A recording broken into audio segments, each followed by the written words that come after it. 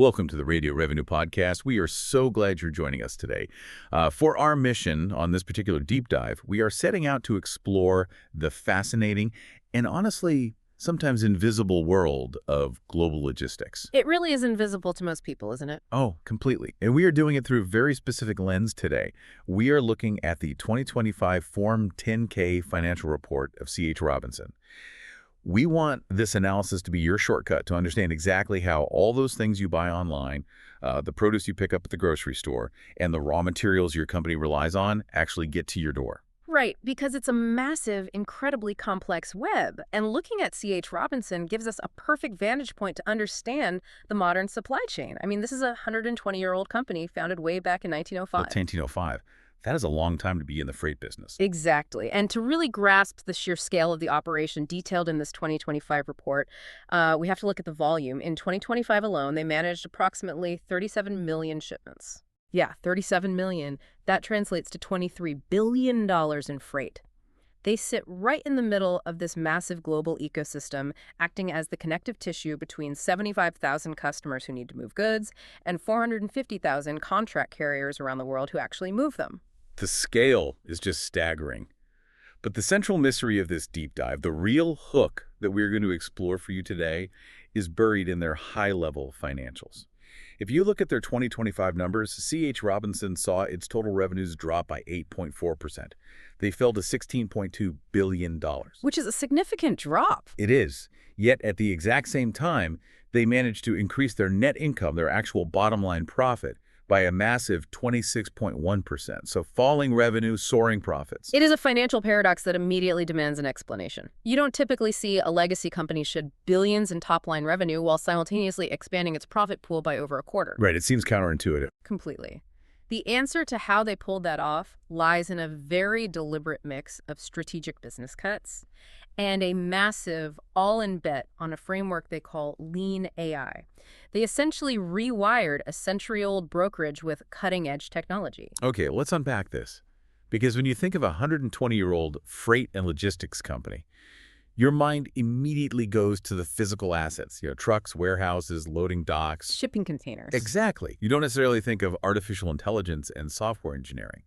But this source material paints a completely different picture of their operational model. This isn't just a trucking company. No, in fact, they don't actually own a massive fleet of trucks. They operate primarily as a technology platform. The report details that they have 800 technologists working continuously on their proprietary system, which they call Navisphere. Navisphere. Yeah, and Navisphere functions as the central nervous system of the entire operation. It is a global multimodal transportation management system. What we are seeing in the 2025 data is how they have supercharged that system with this lean AI strategy. Lean AI. Yes, lean AI is their disciplined, enterprise-wide method of applying artificial intelligence at scale to drive efficiency. The report outlines their integration of large language models, generative AI, and crucially, something called agentic AI. Let's pause on agentic AI for a second, because that is the real game changer for anyone trying to understand the future of corporate technology. We aren't just talking about a chatbot that writes customer service emails or summarizes a meeting transcript. Agentic AI means these software agents have actual agency. They can act on their own. Exactly. They're authorized to make decisions, negotiate rates, and book freight on their own without a human clicking approve. The report notes they have built a fleet of more than 30 of these distinct AI agents, fully integrated directly into the Navisphere platform. Which fundamentally changes the speed of global commerce. To understand why this matters for you, look at the life cycle of a typical shipment. Historically, logistics has been incredibly manual. A shipper needs a price quote, so a human broker analyzes the market and calculates a rate. Then an order is processed. Like a lot of back and forth. So much back and forth. Then someone has to get on the phone to call carriers, negotiate a rate, and set up pickup and delivery appointments at specific loading docks. It's highly repetitive, friction-heavy work.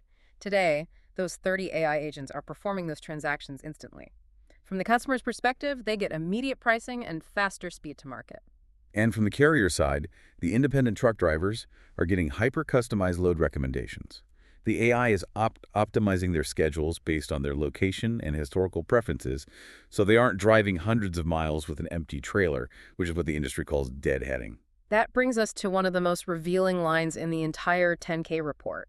The document states that this AI integration is successfully doing work that, quote, defied automation for decades. Defied automation for decades. That is a bold claim for a financial document. It is, but the numbers back it up. By handing the mundane, high-volume transactions over to this fleet of AI agents, they are completely freeing up their human workforce to focus on complex, strategic problem-solving, exceptions management, relationship building, and handling disruptions that an algorithm simply can't foresee. And the proof of that shift is right there in the productivity metrics. They actively track shipments per person per day. That number is climbing rapidly. The human employees are managing significantly more volume per person because the AI agents are handling the background busy work. Exactly. When your human workforce can scale its output without requiring a proportional increase in headcount, it alters the underlying financial architecture of the entire enterprise. Here's where it gets really interesting. Let's look back at that great financial paradox of 2025. Total revenues fell 8.4% to $16.2 billion, but net income absolutely soared to $587.1 million, a 26.1% increase. It's just wild. Getting to those numbers required shedding a lot of weight and optimizing every single margin they had left. The first major piece of that puzzle was a strategic divestiture. In February of 2025, they completely sold off their Europe surface transportation business. Completely sold it off. Yes, management made the calculation to exit that specific geography to focus their capital and energy on their core, most profitable markets, specifically North American surface transportation and global ocean and air forwarding. Right. And selling off the European division naturally resulted in a drop in top-line revenue, but it also stripped away a massive layer of operational overhead and low-margin business. Exactly. But it went far beyond just selling off a division. The report highlights aggressive cost optimization across the entire surviving business structure.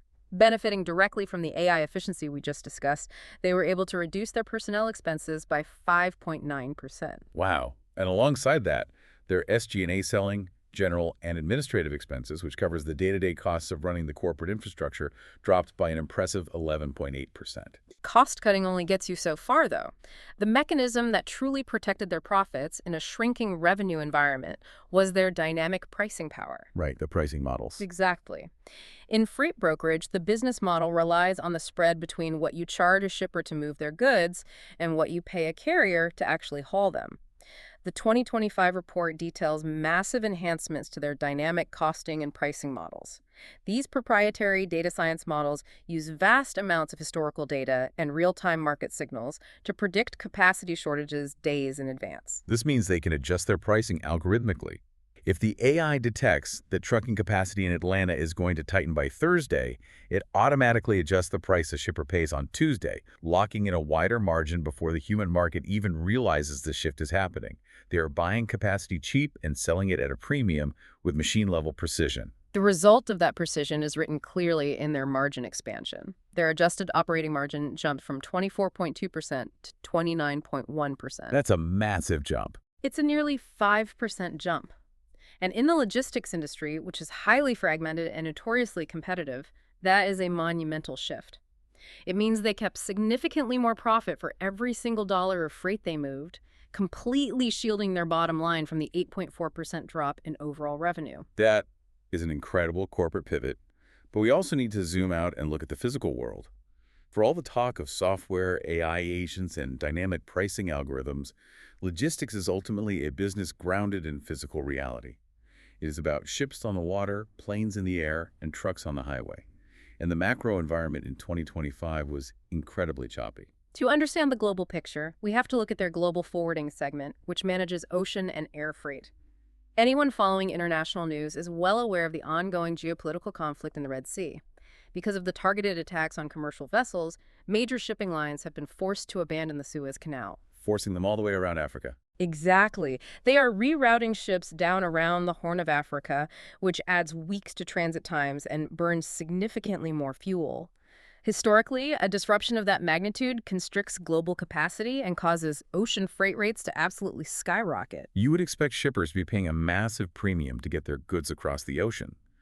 But the data reveals a massive paradox. Despite those longer routes and the intense geopolitical strain, global ocean freight rates and volumes actually declined. They did. C.H. Robinson's ocean freight volumes dropped 4.5%, and air freight took an even harder hit, with tonnage dropping 11.5%. The Red Sea crisis didn't cause a spike in prices because the underlying economic fundamentals simply couldn't support it. The report identifies a persistent imbalance in the global market throughout 2025. On one side of the equation, you had weak global consumer demand. People and businesses simply weren't ordering as many physical goods. On the other side, you had excess vessel capacity. Too many ships. Way too many ships. Over the last few years, shipping lines built and launched a massive number of new megaships. So you ended up with too many ships competing for a shrinking pool of cargo. That combination of low consumer demand and massive oversupply completely overpowered the inflationary pressure of the geopolitical disruptions. Economics beating out geopolitics in real time. Yeah. But pivoting closer to home, the North American trucking scene tells a slightly different story. Their NAST segment, North American Surface Transportation, is the biggest piece of their revenue pie. And the source material highlights a really fascinating insider metric to track the health of that specific market. It's called routing guide depth. Routing guide depth is a brilliant concept for understanding supply and demand on the highway. Simply put, it is the average number of carriers a broker has to contact before a load is accepted. Makes sense. Right. So if the market is flooded with desperate truckers looking for work, the broker calls the first carrier on the list, and that carrier immediately takes the job. In that scenario, your depth is 1. If the market is tight and truckers are busy, a broker might have to call 5 or 6 different carriers before someone agrees to take the load at the desired price. Looking at the 2025 data, for almost 2 years prior, the routing guide depth sat at a historically low 1.2. The domestic market was absolutely flooded with excess trucks that entered the industry during the pandemic era boom. But in the fourth quarter of 2025, that metric finally ticked up to 1.3. While moving from 1.2 to 1.3 sounds like a tiny fraction, you have to apply that to the scale of 37 million shipments. That tenth of a point represents millions of additional automated pings or phone calls. It is a massive leading indicator for the broader economy. Because it means capacity is finally shrinking. Yes. It signals the very early stages of a tightening market. The excess carriers, the small operators who were hanging on by a thread during the downturn, are finally exiting the industry. As that capacity shrinks, we are heading toward an environment where transportation rates will inevitably start to climb again. Which makes their dynamic AI pricing model even more vital. They're going to need those algorithms to navigate rising carrier costs without sacrificing that newly expanded 29.1% margin. Exactly. But amidst all the talk of algorithms, cargo ships, and data models, C.H. Robinson isn't just a server farm. They have 11,855 employees operating across 37 different countries. The way they're approaching human talent in this AI-driven era is a profound shift in corporate culture. The report explicitly states that leadership views lean AI as a primary talent differentiator.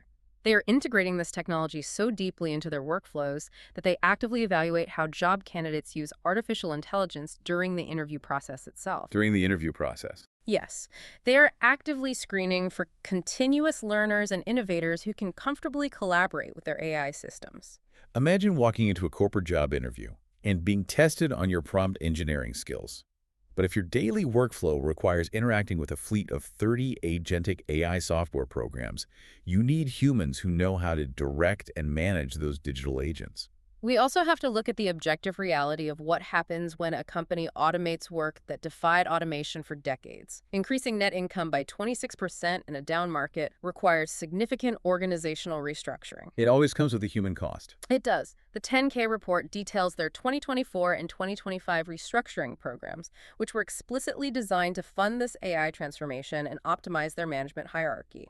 The reality of those efficiency gains is that average human headcount at the company dropped by 11.5%. It is the stark reality of the modern efficiency cycle. As the AI absorbs the high-volume, repetitive tasks, the necessary human footprint shrinks, leaving a smaller workforce focused on higher-value strategy.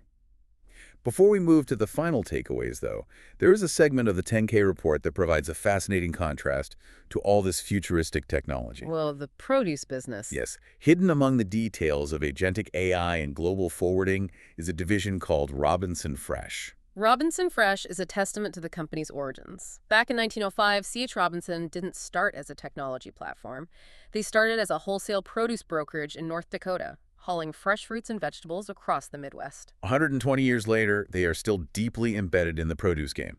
The report outlines how Robinson Fresh handles inventory forecasting, brand management, and category development for fresh produce.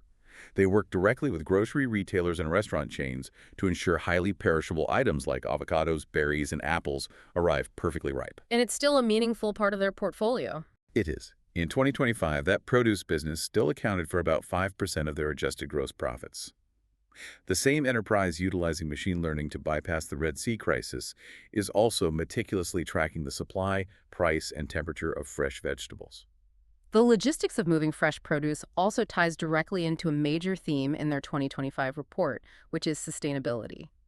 Whether you are shipping microchips across the ocean or strawberries across the country, global logistics has a massive environmental footprint. C.H. Robinson has managed to connect their drive for operational efficiency directly to their corporate environmental goals. Right, because if an AI algorithm finds a shorter physical route for a truck, it obviously saves the company money, but it also burns less diesel fuel. Same applies to freight consolidation. The report mentions less than truckload, or LTL shipping. That's a huge area for efficiency. Definitely. This is when a shipper only has enough pallets to fill half a trailer. By using their Navisphere data, C.H. Robinson can match that shipper with another customer who needs to move a half trailer of goods in the same direction, combining them into one fully loaded truck. That eliminates an entire redundant trip from the highway system. The report outlines several major sustainability milestones achieved through these exact efficiencies. They previously set a science-aligned goal to reduce their Scope 1 and Scope 2 carbon intensity. For you listening, Scope 1 and 2 emissions refer to the direct emissions from facilities and vehicles the company owns, as well as the indirect emissions from the electricity and energy they purchase to run those operations. Exactly. They set a goal to reduce those specific emissions by 40% by the year 2025. The big news in this 10K is that they didn't just meet that 40% reduction goal, they actually hit it 2 years ahead of schedule. 2 years early. Yeah. On top of that, they expanded their alternative fuel program across all their shipping modes. They are providing their customers with access to alternative fuels and advanced technology anywhere in the world. Since launching that specific program, they have logged over 3 million miles using alternative fuels and electric vehicles. So what does this all mean? We started this deep dive with a mystery. A legacy company reporting shrinking revenues but exploding profits. What we uncovered in this 2025 report is a masterclass in adaptation. It really is. The items you order, the food you eat, and the materials that keep the global economy running are moving through a supply chain that is no longer just run by trucks, ships, and stressed-out human dispatchers. It is being driven by algorithms. It is being executed by a fleet of AI agents making split-second decisions on dynamic pricing models. And as C.H. Robinson has proven, if you get the technological framework right, you can turn a slow, weak global market into record-breaking profitability. It's a massive shift. It is, and this raises an important question for you to mull over as we wrap up. If a 120-year-old logistics company can increase its profit margins by 26% during a freight recession simply by integrating 30 AI agents into its workflow, what happens to global trade when those AI agents start negotiating directly with the AI agents of the world's largest retailers? We are looking at the very beginning of a world where the future of human commerce, the pricing, the routing, the purchasing, might be entirely negotiated by machines talking to machines at the speed of light. You're the Revenue Radio Podcast. Thank you for watching. Please like, subscribe, and hit the bell to stay updated with our latest analyses.